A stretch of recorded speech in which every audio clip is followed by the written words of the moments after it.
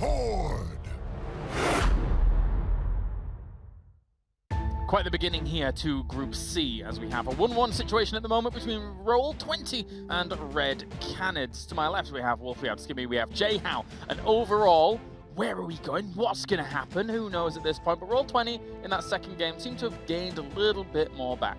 It's like a little bit like they woken up, J-How, right? Yeah, they woke up and they went back to their comforts. They went back. I mean, we haven't seen a lot of Glaurung and Malfurion. We can expect there's going to be more double support going forward, but I really think that it looked awkward in the first, and maybe it's just first day, maybe not expecting RED Canids to come out, but game 2 they went to their comforts. A little bit of flavor. Goku over on the Genji. I almost said Goku on the Glaurung, but Goku on the Genji. Lots of G's going on here. Had that Glaurung support, but I actually think that RED Canids are going to take this series. I think that as Grubby alluded to, they had to go to their most comfort ever. They got the map they wanted at least. That ended up being a mistake by RED Canids, but when you go into a larger map, potentially just like Game 1 on Sky Temple here, and RED Canids can play their style, play a little bit more standard. If they get the Brightwing especially, I think Roll20 will struggle when they're outside of that comfort zone. So a little bit scary for North America here. I start to wonder who actually is going to decide what map we go to. I mean, if Roll20 go for it, I feel like they're going to go to another big map again. Warhead Junction's banned away. Right. First Hollow screams to me, and for the sole reason, the fact that typically speaking, Latin America have been very aggressive,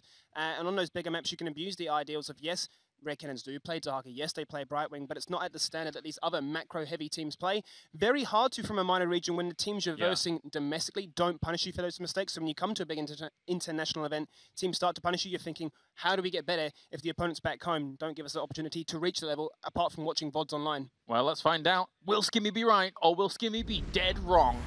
Let's see. Dead wrong, wrecked. You know, I mean, Dead Infernal Wrong Shrines starts with a C, by the way. Come on, man. I mean, Infernal Shrines works just as well. It's a hybrid between team fighting and macro. Come on, guys. Give me a bone here.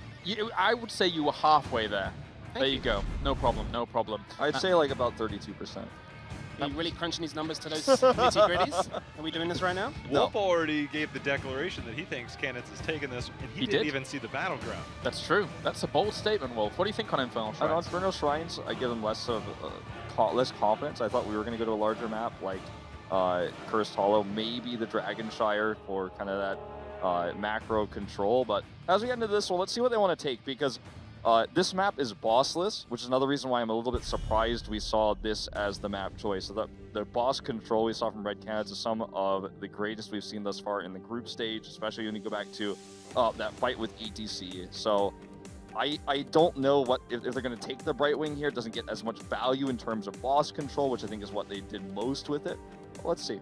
All right. Game number 3, 1-1 at the moment. The winner advances on to the winner's match here in Group C. Skimmy, what are you thinking? I mean, RED Canids in both games, they've played the Rhaegar. Roll20 have done this twice now in the draft, where they've showed the Rhaegar at the start as their ban choice, then switched and flexed to that Tassadar. Really scared of the idea, because a very comfortable composition for the RED Canids has always been put J Shred on the Valet, then hyper-enable him with that Tassadar, with that Oriole, and allow him to do work on his own. They, once again, are threatening that to be the pick. And Dragonshire has been taken off of that map list, so yeah. Oh, you're right, like Wolf, I would have definitely gone for the Dragonshire as the choice, but Infernal Shrines, I suppose, is that hybrid between Dragon and Cursed Hollow. I think we're going to be looking at 2 primary heroes that will have, one being Sonya. How high does Sonya kind of fall in this draft? Because she'll either be in the early rotation, or I highly doubt she'll make it past second ban. There's a possibility, but then there's always the Diablo threat as well that we could potentially see from Roll20. This is probably their most diverse hero pool battleground that they've played on. We've seen a wide variety of strategies from them, and you know, it's almost unexpected. We got to kind of see what they start with, but obviously first ban's got to get out of the way first. I think Diablo's a really good hero for this map, specifically given the fact that you can shadow charge into terrain, guarantee that stun, APOC and choke points works really well as well. RED Canids have also shown during the qualifiers they play Diablo as well, so it's always a big factor to consider. Hey, we know that Roll20 like to play this combination. If they ban away the Medivh, we could be thinking of that idea. Well, let's see. A lot of thought going into this one. I think that Medivh is definitely on the table here in terms of bans. Garrosh was the problem hero in the last game. They're going to take the Brightwing away. So questions here already answered about what they're going to take. But see, this was the risk, and I think RED Canids is going to be really frustrated with the choice they made now. I agree. Okay, you said RED Canids played in the qualifiers. Is almost makes me feel like if you are RED Canids, you say, okay, we are comfortable playing it, and we sure as hell don't want to give it to Roll20 for that Medivh Diablo combo. I mean, locking in as fast as that after your opponent has thought about a choice like that, that's very mind-gaming. It's like, yes, you were so wrong with your ban. Yeah. We insta-lock, and this is how confident we I feel. really So like mind that. game's already playing. I really agree with you. Yeah, typically speaking with the Medivh composition, what does Medivh do so well with his Force of Will? Deny burst, and what are you after with that big APOC? You want to kill somebody. Think Jaina with the Ring of Frost, Frink, even Zeratul to try and overlap and guarantee that you get as many members caught in that as possible. So the fact that they've gone for this, I feel that the reason RED Canids haven't gone for the Diablo, it makes the Roll20 option of picking that far more attractive. Yeah, I think that if we do see Diablo, it's going to be later in the draft. I don't think we're going to pick it up now. And even if they bait a ban here for RED Canids, I think that's a win because it gives them more options. If you pull out a Diablo ban, that's not even it's your quote-unquote top-tier hero, top-tier tank at the moment, so it could give you the Muradin. So I think Roll20 should grab like a Sonya here and just whatever DPS they like to take, save the tank pick for last, threaten that Diablo ban, and I think that would kind of put them ahead in this draft. What I actually really personally like Wolf would be if they actually went for the Lucio in this rotation as well. If they go for the Sonya, you've got Medivh portals, you've got Lucio with the Amp It Up. You're not running away from that Sonya. You are going to commit to that fight. They decide to go for the DPS, as you mentioned. And it now makes a very interesting ban phase in this second rotation for RED Canids. Do they go for that Lucio, or do they go for that Diablo as those sort of pocket interesting strategies? Yeah, I really like this play. This is like Roll20 is aligned in minds with me right now, and going back to what Claire says, I think this is a mind game they're playing with the Medivh locked in so quickly. There we There's go. the Diablo ban, and now Roll20 is like, all right, well, show respect to us. And this also goes deeper than just this series. It goes to the next series that Roll20 has to play. Teams have to be considering this Diablo factor, and even though we haven't seen it in play, now you see this ban come out right here, and you're like, you have to know that RED Canids is already showing respect. Other teams need to follow that as well. What I would like to see here, it actually goes back to an earlier point Skimmy made about putting Shrite on the carry-style hero of Vala. One thing that Medivh does so well with, as you said, deal with burst damage. One person that puts out that sustained damage, or you might even have a fallback option of a Lunara. You're really only going to see the Medivh, and I think that's why they held their support to see would they be dealing with that spread poison damage of Lunara. They could pick their support appropriately. So I actually would not mind in this rotation taking the Rhaegar for yourself. You run the double support, which Rhaegar is the best on this battleground because of that lightning bond. You take it away from Roll20. You're still obviously going to have the Stukov thing like that to really deal with. Yeah. But ultimately, you have that control if you want to wait and maybe get a Lunar on the back end. Yeah, I agree, and I'd say also with the Vala, we've seen a lot of Valas now transition, almost a bit of a blast to the past with the multi-shot build. Oh, actually, right? Multi-shot. Because, you know, typically speaking, that Hungering Arrow build is for the Merc controller, is for the one-shot potential. They go for the Lunara, discussing what you mentioned just before there, Jay House. So it's a case of, now with that in mind, Roll20 can flex that support in any direction that they're after. I think this is a mistake. I do too. That had to be a Rhaegar there, and you flex that last hero to counter whatever support's left over for Roll20. Yeah, you also limit the support pulled that way from Roll20. I was thinking the only other possibility would have been like a last pick Gul'dan as well, something that would work against this composition. You've got the Horrify to ruin whoever goes through the portals, for example. Protection or no, they're just going to be CC'd to death. This is risky. Let's see what they want to take. I think you take a Lucio here and you're in great shape if you're Roll20. I mean, you just out-heal that slow, sustained damage. Do you want... Okay, so I think there's two good points here, Lucio or Stukov. Stukov, we saw how wonderful he did. They end up going the Rhaegar, and we bust out the Stitches. They end up with the Rhaegar, which is a bit surprising, but not completely, I guess, unsurprising, because the amount of control he has on the Shrine, they get a bit of clear here. But I would have loved to have seen the Rhaegar on the side of RED Canids. Now, with the supports left, you know, they could run the Lucio potentially for themselves. This is a tough spot. It gets scary now for RED Canids, because if you're looking on the side of Roll20, yes, you don't have that hard CC to follow up the Stitches, but if you've got the Stitches and a Medivh together, you're thinking Gorge immediately. You Gorge a target, you pop through the portal, that person is in the middle of nowhere, and they're going to get taken down for free. So the final pick for RED Canids, nothing really screams out to me. Well, unfortunately, they don't really have there's no support left that has good wave clear. I think that's what's missing here. One of the things that Stitches Medivh struggles with is obviously if you lose your forts early, the longer you keep your forts up, more you can do with Gorge Portal, because obviously you have those walls there and forts there. So now RED Canids doesn't really have a comp, I think, that can get damage to structures done early. I think Lucio's the best pick here, but I don't think it's good, and I think Roll20 got everything they wanted in this draft. Stukov wouldn't be terrible. Yeah, because if you come in with the portal, the biggest threat to this composition with a Medivh is to magically appear in the enemy's backline. And one way to make sure that they're not there, you also, we talk about displacement tanks. Level 4 for ETC, obviously, you go the increased face melt range, you have that to deal with that. Something that Breeze busted out last year against ADRDN team. And then that was kind of like the, hey, this actually works really well. But furthermore, now you have Stukov, big old flailing arm comes out there. Nobody's near that portal. You have a little bit more control over that. You have pick potential. You can put the arm, the lurking arm, right as soon as you see the portal. You just put it right in front of the portal. And that's why I wanted to see Junkrat, by the way. Put a concussion mine down there. Oh, you want to come through that portal? I would have loved to have seen it. You're going to feel the wrath of the internet saying that one. That's one day down the line. Topic. One day down the line. So, looking at these comps, how they shape up, I feel like Roll20's in a pretty good spot. Do you concur?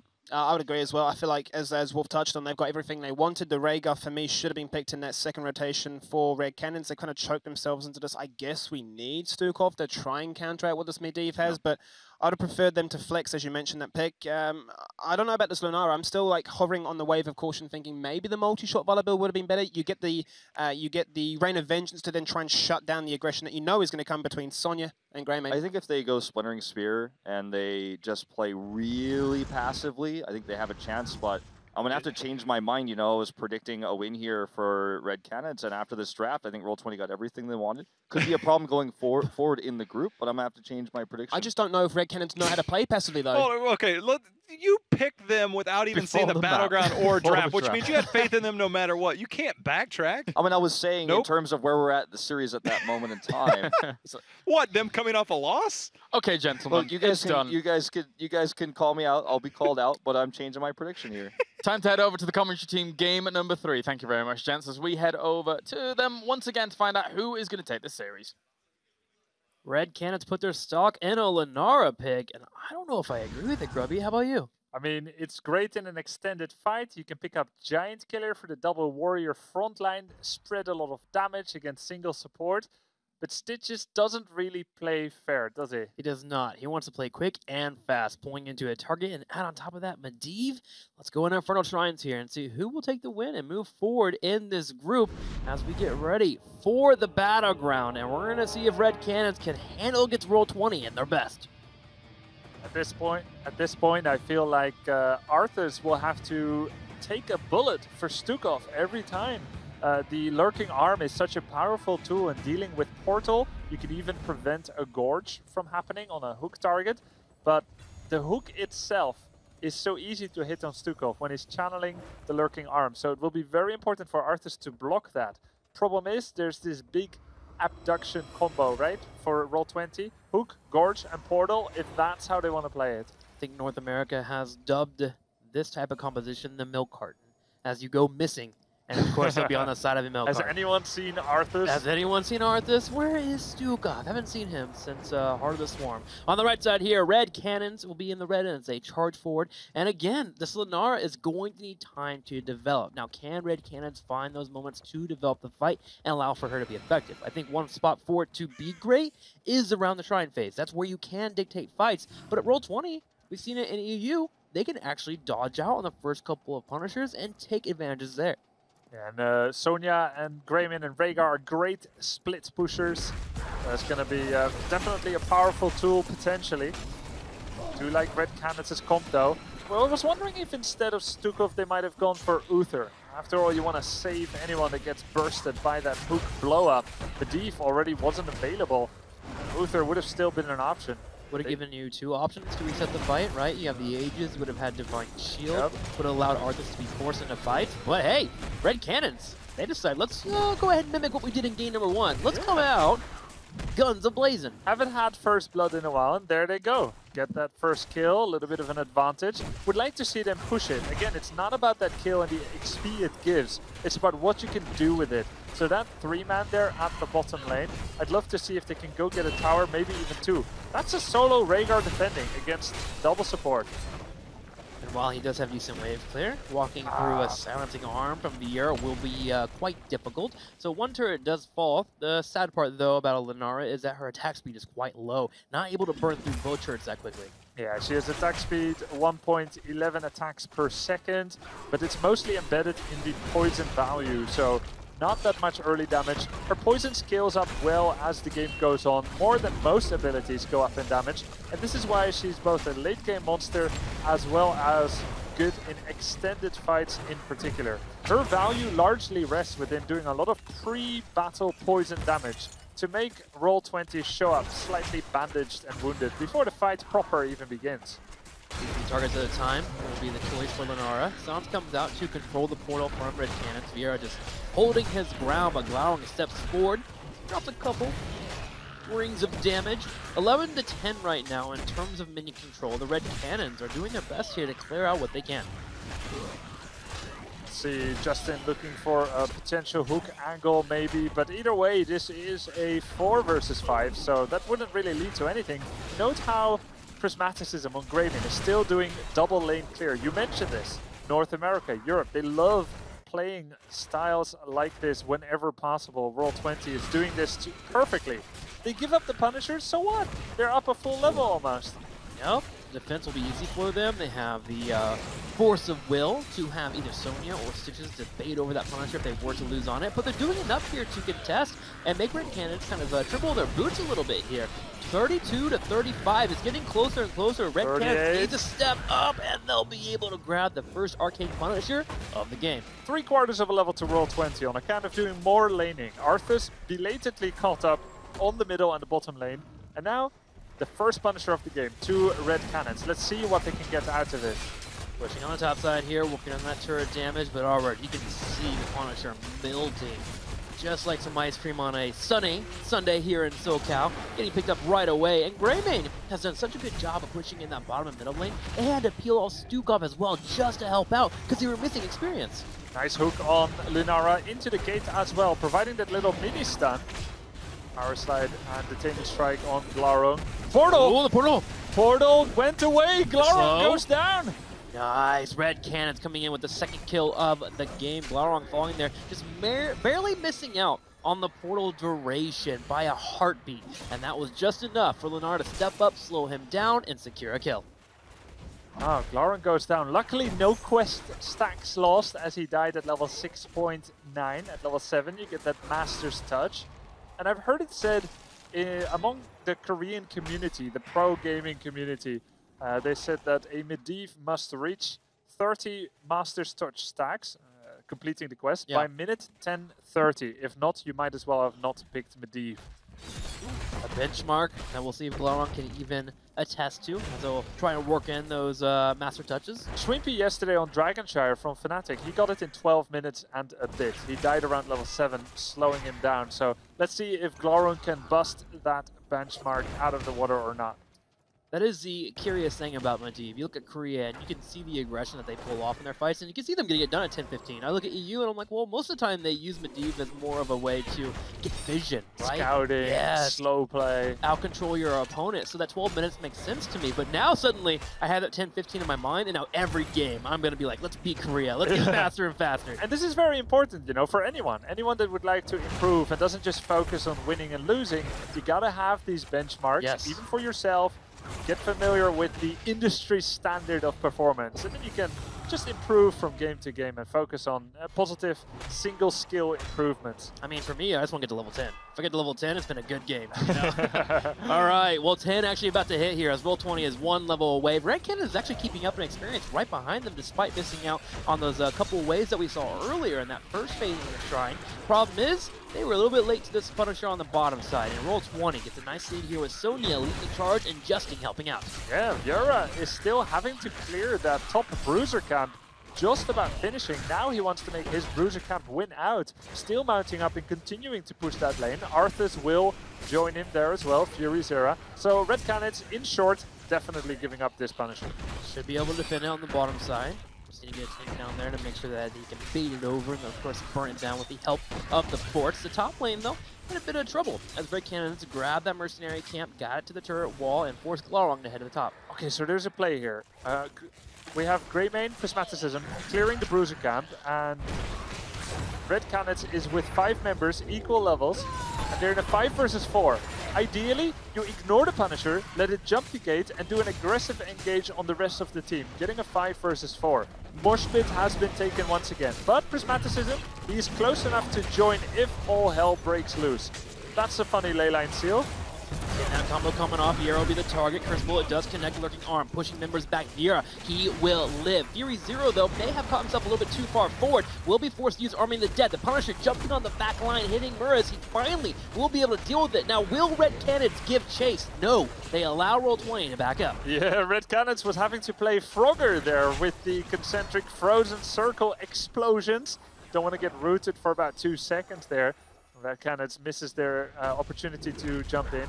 Interesting heroic, by the way, for Lunara. Already has the split poison damage from the level 7 Splinting Spear. Yeah. Will instead use the heroic Leaping Strike instead of Thornwood in order to presumably escape a Hook Gorge abduction.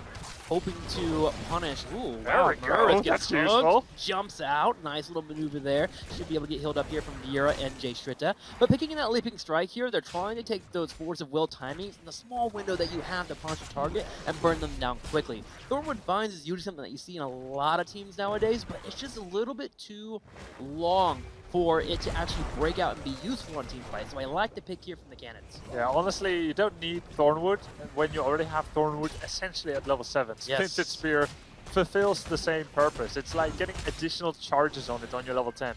Whereas Leaping Strike really is unique.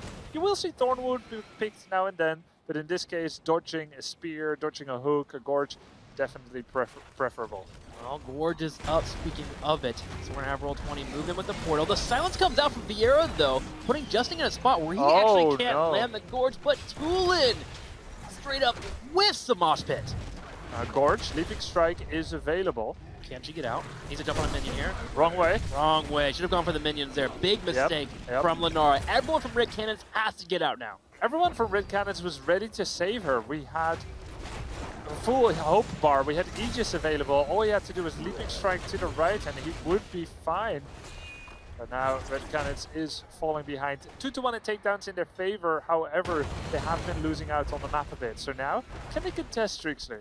Oh, 13 about to hit for Roll20. They'll need to get 13 themselves. RED Canids, they want to be in that spot because there's a couple of important talents there, especially for Lunara. You mentioned the Giant Killer is even greater spell shield if you feel like you need to get through burst. I don't think it's needed here. I think you want to go for the extra damage, especially with the slows being available with Arthas here too. But RED Canids, they need that 13. That's when Lunara starts to scale up, moving into those important talent tiers. Exactly. 13 is a huge damage tier for Lunara. And like you said, it could be to pair up with Arthas, getting that unfair advantage, bonus poison damage on Slowed or Giant Killer in order to deal with Stitches and Sonya. But Stitches doesn't look too killable. Like if you look at his build, it's a full tank build, Fleabag, Amp Heal. We have the Indigestion talent at level 1, which gives you bonus healing over time, chew your food. So he is definitely the tank to be ignored. He's a one-trick of Hook and Gorge.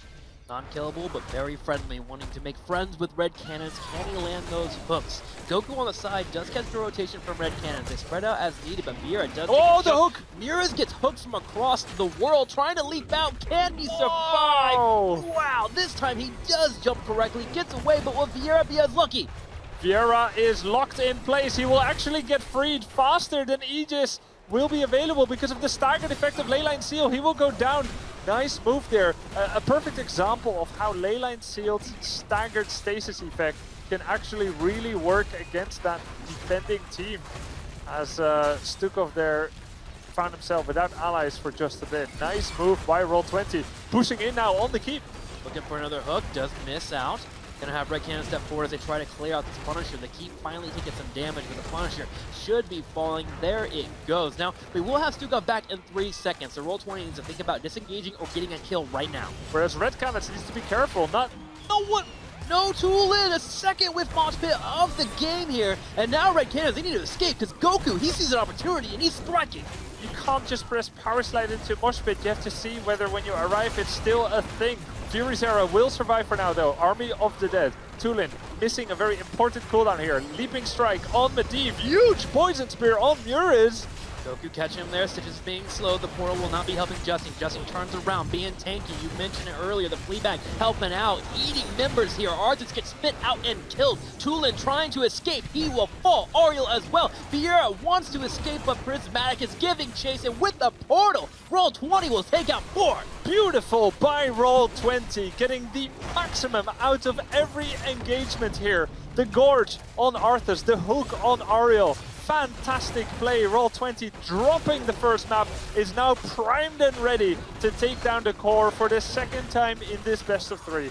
It looked shaky in game number 1, but Roll20 turns it up for game number 2 and game number 3. They see a mistake and they punish, going for the final win here, and they'll win the series 2-1. Just 12 minutes there on that third map, 6-2 in takedowns. Roll20 will move to the upper final of Group C, dubbed the Group of Death. Shaken to their core after map number 1, where RED Canids had a surprise victory, which was RED Canids' first international battleground victory. But Roll20 rallied. They got the return. RED Canids showing some fire. We'll love to see some more from both of these teams. We continue to move through the Group of Death. And what an exciting series, really. I think I woke up today and I didn't expect this from RED Canids. Again, huge props to them, but Roll20 bringing it in, showing that they have to pull out the full power here to handle such a strong team here that has shown up from Latin America. And as we gear up for the next series, man, the day is just loaded with great matches. Yeah, I mean, it's arguably only going to get better from here on out, as the next match is going to be Dignitas versus Tempest, an absolute firecracker of a series there. But for now, let's see what our analyst panel has to say about this map. That's right, it wasn't without its bumps along the road here for Roll20, however, they managed to plow on. They're going to be heading to that winners match, and overall, what we saw there was Roll20 executing their comp to a strong degree there, Jay-How. Very strong, and once they went back to the basics, they did what they needed to do. The only thing that I wonder about is, does that raise questions in their own mind for their series going forward, whether it's against Dignitas or Tempest? Arguably a better team, one would say. Yes. So again, I think they've got some time. They can watch the next series, but it wasn't without its flaws. We'll see if they can bring it and be even stronger later. I feel like they had sort of like that level of mental fortitude to go into these next series and go, look, we can do it. Maybe a little bit of overconfidence against a minor region team. It's happened in the past, and it will carry on happening if teams don't respect them, where it's like, we haven't done our preparation, we'll just play standard, we'll do our game, and we can win on that macro and micro level, which we saw in this game happen a few times. I believe it was like the very first shrine that happened. Myself and Wolf were talking about it, where, you know, the RED Canids were going for it, but Greyman was soaking mid, they were double soaking, they were getting XP, and yes, you get that first Punisher, but those small little intricacies, they build up progressively, and that's where we found a big XP lead by the end of the game. I think it was really good crisis management throughout the game from RED Canids, really being able to deal with those Punishers. We were talking on the desk here again about how little the Punishers, the first two, really were able to accomplish, but I do think that Buds is kind of the unsung hero of this series, support play in both that second and third game. Really fantastic. Never a doubt in Wolf's mind who was going to win that last one. Let's head over to the stage. Kevin is ready. Thanks so much, James. That's right. I'm here with Prismaticism, ranged player from Roll20. Let's talk a little bit about that game one. I want to hear from you. Was that just better play than you expected out of RED Canids, or were there issues going on with you guys as a team in that game that caused the hiccup there? I think we underestimated them a decent amount. They played a lot better than expected. We also were not drafting comfort picks, and we were not warmed up for that game. It was just not great from us. Okay, now I know your team spent a good amount of time together prior to the group stage here, boot camping. Talk to me a little bit about what benefits you felt that brought your team going into a tournament like this. The boot camp gave us a lot of time to really get used to the time zone changes, and then also just to get together as a team, just get used to each other, just hang out together and everything, and then also just solidify our draft plans and make sure that we're ready coming into BlizzCon. All right, so you advance further into this group. You're going to be playing the winner of Dignitas Tempest. Do you have any thoughts on that match? What do you expect will happen there? And do you guys even have a favored team to face in the winner's match? I've heard a few things about EU teams underperforming right now. I'm hoping that Dignitas will make it through, but I could expect Tempest to come through too. All right, well, good luck, Prismaticism. Thank you so much. All the best. Thanks. All right, guys, Roll20 takes our first win here in Group C. We're going to be back with Dignitas versus Tempest.